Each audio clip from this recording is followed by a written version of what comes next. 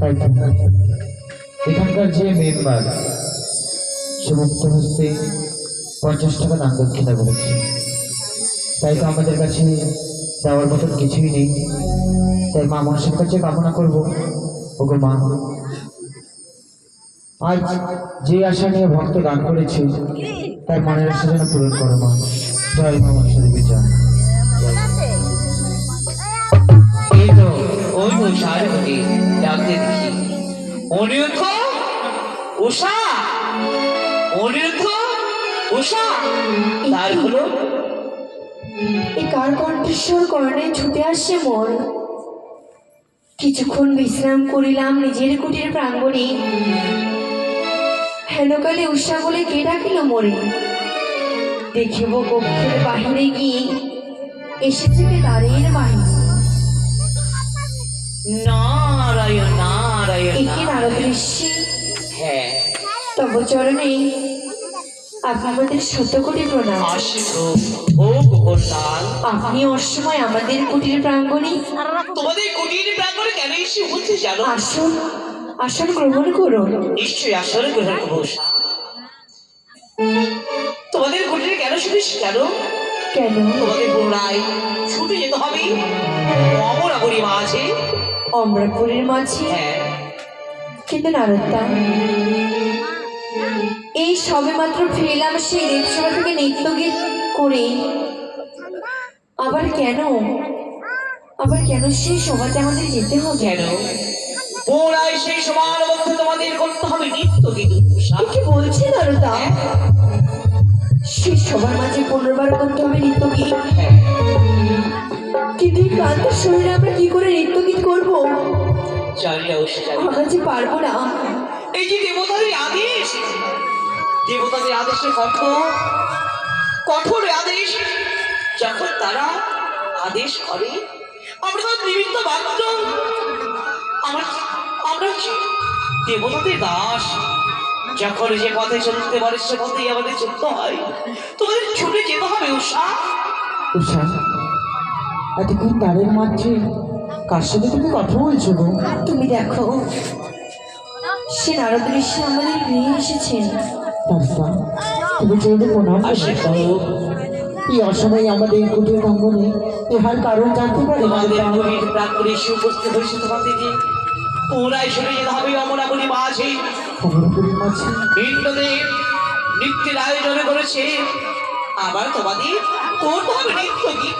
সে কি নারদা, হ্যাঁ কিছুক্ষণ পূর্বেই আমরা ইসলাম নৃত্য গীত করে আবার যেটা হবে সেই অমরাপুরীতে। হ্যাঁ। কিসের কারণে দাদা বলতে পারো? জানি না, কিন্তু দেবতাদের আদেশ নেই তোমাদের করতে হবে নৃত্য গীত। দেবতা আদেশে কঠোর, এই কঠোর আদেশে তোমাদের করতে হবে নৃত্য গীত। চলো ছুটে গেল অমরাবরী মাঝে। তা নারদা, আমরা কিছুক্ষণ পূর্বেই আসলাম, আমরা যেতে পারবো না গো অমরাপুরীতে। পারবে না, না দাদা, তোমরা যেতে পারবে না উষা, যেতে পারবে না। নারদা, হ্যাঁ সত্যি যে আমরা যেতে পারবো না। বাহ, সত্যি বলেছো। তোমার ক্লান্ত শরীর, এই ক্লান্ত শরীরে যেতে পারবে সত্য।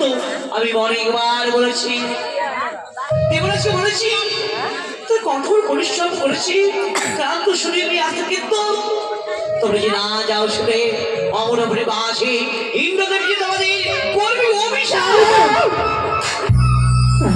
পারবি? কি বললেন আপনি? হ্যাঁ যদি না চাই সে সবার মাঝে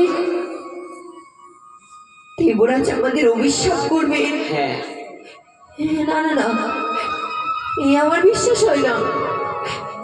নারদ আমাদের পিতৃ সমতুল্য।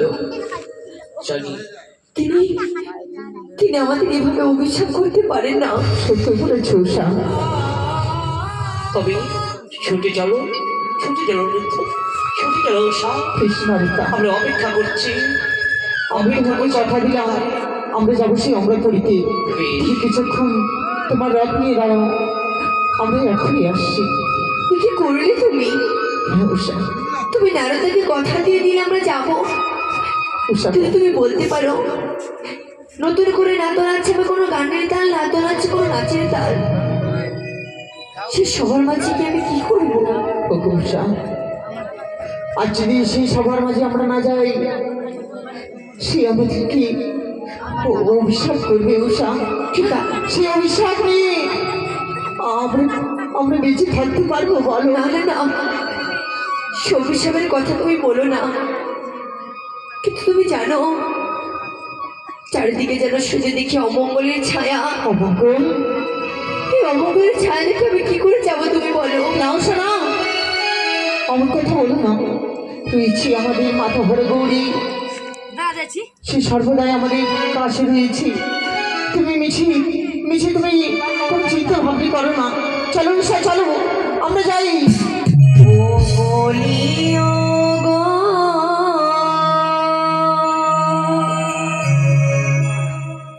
প্রাণনা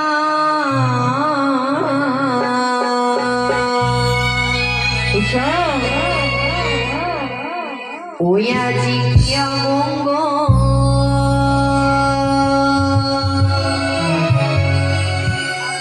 হেরিলা নয়নে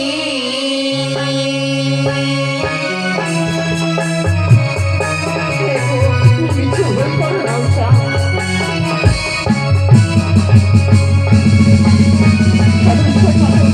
চলো আমার সাথে চলো।